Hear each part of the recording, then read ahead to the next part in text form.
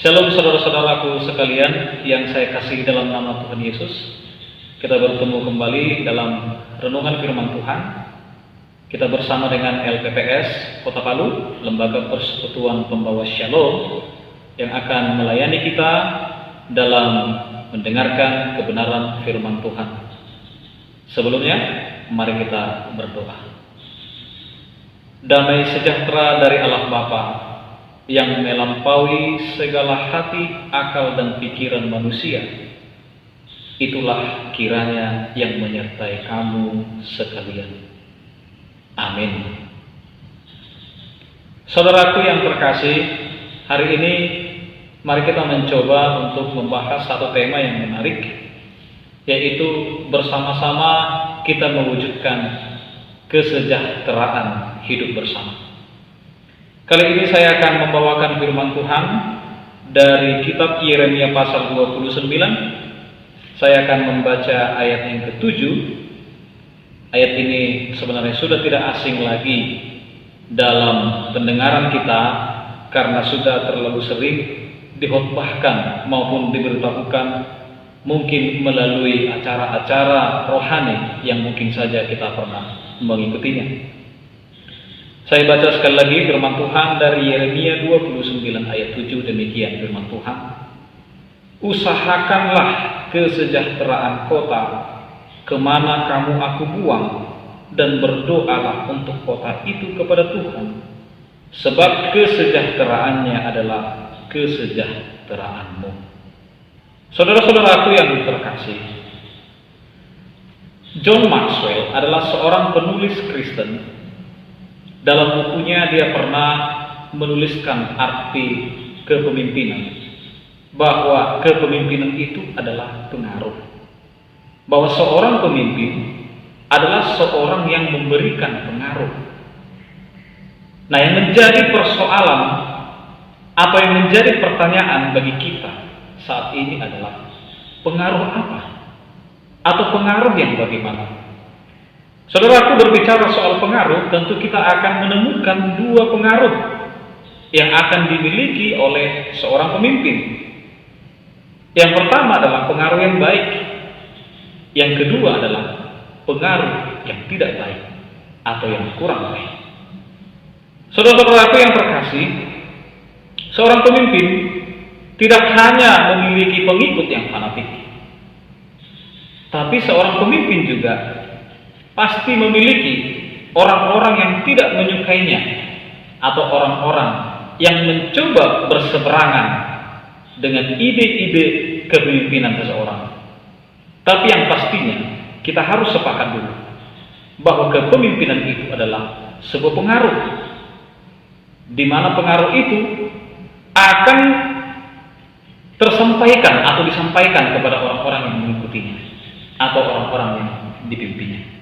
Saudara-saudaraku yang saya kasih dalam nama Tuhan Yesus, bahwa firman Tuhan hari ini adalah merupakan sebuah surat kiriman yang disampaikan oleh Nabi Yeremia kepada bangsa Yehuda yang pada saat itu sedang mengalami pembuangan ke Babel. Nah, yang menjadi perhatian kita bahwa bangsa Yehuda harus mengalami pembuangan ke Babel akibat dari segala tingkah laku mereka yang sering sekali menciderai iman mereka kepada Tuhan, yang sering sekali menyangkal iman mereka kepada Tuhan, bahkan sering sekali mereka terpengaruh dengan kehidupan keagamaan orang-orang lain atau bangsa lain yang bukan umat pilihan Tuhan. Kondisi yang seperti ini, saudara-saudara, telah membuat bangsa Israel menjauh daripada iman mereka kepada Allah Yahweh yang telah memilih mereka sebagai bangsa pilihan, sebagai umat yang terpilih. Sebagai umat yang terpilih, seharusnya mereka akan menjadi sebuah bangsa pemimpin, di mana mereka akan memberikan pengaruh yang baik kepada bangsa-bangsa lain. Katakan saja sebagai umat yang terpilih, Allah sangat menginginkan bangsa Yehuda atau bangsa Israel ini menjadi pengaruh yang baik bagi bangsa lain, memperkenalkan Tuhan kita, memperkenalkan kebesaran Allah kita kepada bangsa-bangsa lain. Allah menginginkan bangsa lain akan mengenal Tuhan melalui kualitas iman umat pilihannya. Tapi pada kenyataannya, sikap tegar tengkuk dan keras kepala yang dijalani oleh umat Allah pada saat itu harus membuat mereka mengalami hukuman dari Allah, dan mereka harus dibuang ke bangsa Babel. Nah, saudara-saudara yang terkasih, pada saat teks firman Tuhan ini disampaikan, keadaan bangsa Yehuda pada saat itu sedang berada di pembuangan di Babel. Maka Nabi Yeremia mengirimkan surat ini kepada bangsa Yehuda, agar bangsa Yehuda, meskipun mereka sedang berada di tanah pembuangan yang mungkin saja sangat penuh dengan penderitaan, tekanan, tapi Allah mengingatkan bangsa pilihan melalui Nabi Yeremia agar bangsa Israel tetap mengingat apa yang harus menjadi bagian peranan mereka di tengah-tengah bangsa yang tidak mengenal Tuhan. Mereka harus menjadi sebuah bangsa yang kembali meluruskan kembali iman percaya mereka kepada Allah. Mereka harus memberikan pengaruh yang baik. Mereka harus menjadi contoh yang baik di tengah-tengah bangsa yang tidak mengenal Tuhan. Mereka harus memulihkan iman mereka. Mereka harus memperbaiki hubungan mereka dengan Tuhan. Supaya apa? Supaya mereka menjadi pengaruh yang baik di tengah-tengah bangsa Babel. Saudara yang terkasih, menjadi pengaruh yang baik adalah tujuan daripada Allah, bukan saja kepada umatnya Yehuda, tapi juga kepada umatnya, kepada kita pada saat ini. Di tengah-tengah situasi dunia yang dilanda oleh pandemi COVID-19, tentu kita harus berpikir, ada apa dengan semuanya ini? Kita harus berpikir, ada apa sebenarnya dengan COVID-19 yang melanda bukan saja Indonesia, tapi seluruh dunia. Kita telah mengetahui di berita-berita, di televisi, di media sosial, bahkan jutaan orang harus meninggal dunia karena terkena dampak virus COVID-19. Seharusnya sebagai orang yang beriman, kita harus bertanya, ada apa dengan semuanya ini? Saudara-saudara yang terkasih, kita harus mengimani bahwa di tengah kondisi yang seperti ini pun Allah sedang menunjukkan kehendaknya kepada kita umat pilihan, kepada kita orang-orang yang percaya kepada Tuhan, bahwa kita harus menjadi contoh yang baik, menjadi pengaruh yang baik kepada dunia ini, kepada bangsa-bangsa. Bagaimana kita harus tetap hidup, bagaimana kita harus tetap memiliki iman yang teguh meskipun pandemi sedang berlangsung. Sekaligus saudara-saudara, banyak pemerintahan-pemerintahan di dunia ini telah menerapkan peraturan-peraturan sedemikian rupa, membuat protokol-protokol kesehatan untuk melindungi bangsanya, melindungi masyarakatnya. Tapi mari kita perhatikan apa yang terjadi pada saat ini, apa yang terjadi akhir-akhir ini, seolah manusia-manusia itu tidak takut kepada Tuhan. Belum lama ini saudara-saudara kita bisa melihat bagaimana bahkan anak-anak remaja pun terlibat dalam aksi demonstrasi besar-besaran yang menolak rancangan undang-undang cipta kerja. Kita bisa melihat bagaimana kerumunan orang-orang di jalan raya. Mereka tidak memperhatikan protokol kesehatan. Mereka berada di mana-mana. Ada yang tidak menggunakan masker, bahkan ada yang bersentuhan secara fisik, saling bersalaman, saling memegang tangan. Padahal pemerintah sudah mati-matian untuk berkata, tolong menjaga protokol kesehatan. Saudaraku, apa yang terjadi dengan ini semua? Kita bisa melihat, di satu sisi dunia sedang ditakuti oleh pandemi COVID-19, tapi di sisi lain ada manusia-manusia yang menunjukkan kekerasan hatinya, manusia-manusia yang menunjukkan kebebalan hatinya, sehingga yang terjadi, bangsa kita pun mengalami kesukaran. Mari saudara-saudara yang terkasih, salah satu topik daripada isi surat yang dikirim oleh Nabi Yeremia kepada Yehuda di pembuangan Babel adalah ayat 7 ini. Usahakanlah kesejahteraan kota kemana kamu aku buang. Bahwa Allah ingin menunjukkan kepada umatnya, meski di tengah situasi yang terbuang sekalipun, Allah masih memiliki rencana yang indah di sana. Meski dalam kondisi yang terpuruk sekalipun, Tuhan juga masih memiliki rencana yang indah di sana. Saudara-saudaraku, setidaknya teks firman Tuhan ini membawa pengertian kepada kita. Kalau kita tidak mampu untuk melakukan yang lebih kepada bangsa kita ini, setidaknya ada satu hal yang kita lakukan. Apa itu? Kita mau berdoa untuk bangsa kita.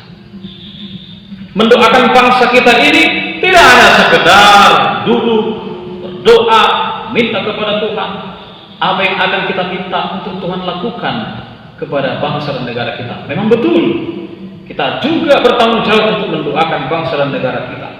Tetapi salah satu aspek daripada mendoakan bangsa dan negara kita adalah turut serta mendukung segala kebijakan-kebijakan yang dilakukan oleh pemerintah yang sedang berupaya untuk menyelamatkan nasib bangsa kita ini. Bukan hanya saja dari pandemi COVID-19, tapi juga dari problematika bangsa kita yang begitu kompleks. Saudaraku yang terkasih, disinilah kita dituntut untuk terlibat aktif. Bagaimana caranya kita harus turut dalam kesejahteraan kota atau kesejahteraan bangsa di mana kita berada.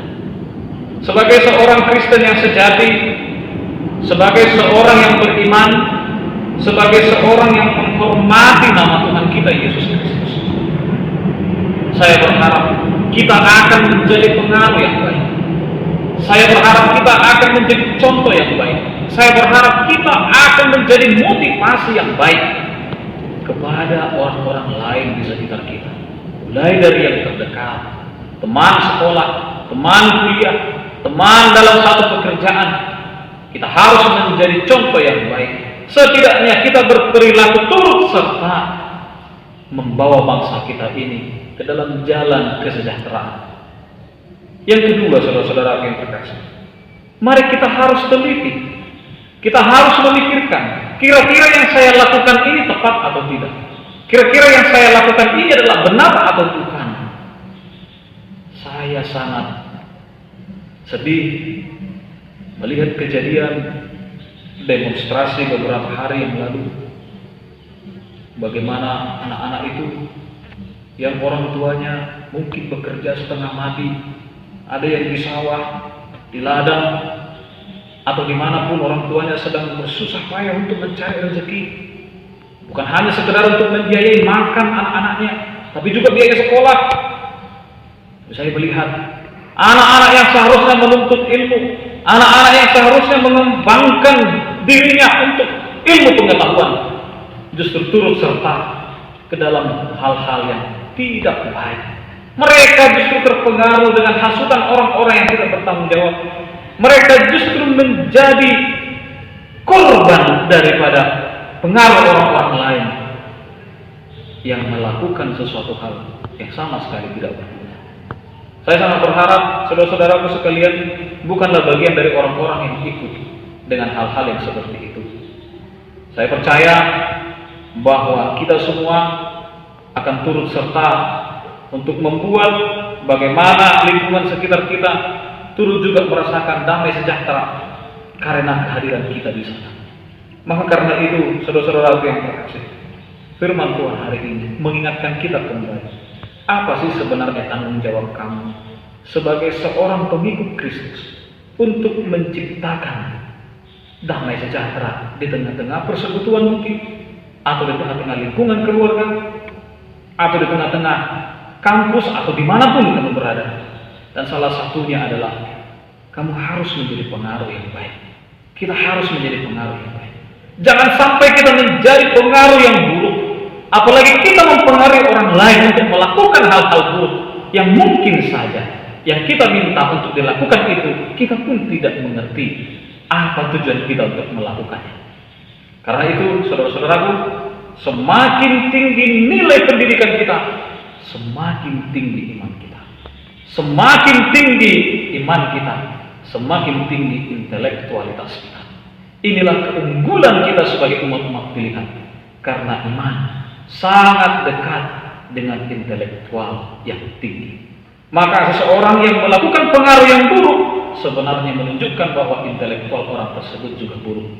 Karena itu, sekaligus firman Tuhan ini sampai kepada kita, mengingatkan kita, jadilah orang-orang yang beriman, jadilah orang-orang yang berintelektual, jadilah orang-orang yang menjadi pengaruh yang baik.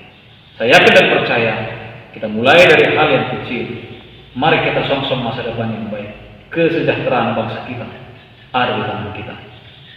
Saya bersyukur LPPS hadir untuk membawa kita semua ke dalam suatu persekutuan, bukan hanya sekedar mengenal Tuhan, tetapi kita mengalami Tuhan, di mana Tuhan hadir di dalam diri kita. Kita semakin yakin dan sungguh-sungguh melalui persekutuan kita bahwa hidup kita dipimpin dan disertai oleh Tuhan. Karena itu, doa saya, harapan saya, LPPS juga akan membawa kita semakin bertumbuh mengenal firman. Dan kita akan semakin paham dan mengerti bagaimana kita harus menentang segala upaya-upaya yang mungkin saja merusak persekutuan kita. Termasuk kita harus berjuang, berupaya sekuat tenaga untuk melenyapkan kuasa-kuasa kegelapan yang seringkali menghancurkan persekutuan kita. Karena itu, saudara-saudara yang terkasih, kita patut bersyukur kiranya firman Tuhan ini juga menjadi berkat dalam kehidupan kita, dan kiranya LPPS senantiasa hadir untuk membimbing saudara-saudara sekalian untuk semakin mengenal Kristus, tapi juga semakin mengalami Kristus. Karena hidup dengan pengalaman bersama Kristus akan membuat kita semakin bertumbuh ke arah Kristus. Tuhan Allah memberkati saudara sekalian, Tuhan memberkati kita, dan Tuhan memberkati bangsa kita. Mari kita berdoa.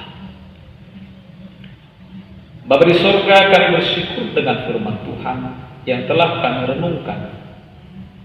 Biarlah semua anak-anak-Mu yang hidupnya sedang berada di dalam pendidikan maupun sedang jauh dari orang tua karena melakukan pekerjaan, Tuhan jualah yang telah mempersatukan mereka dalam persekutuan kami, di dalam persekutuan LPPS Kota Palu.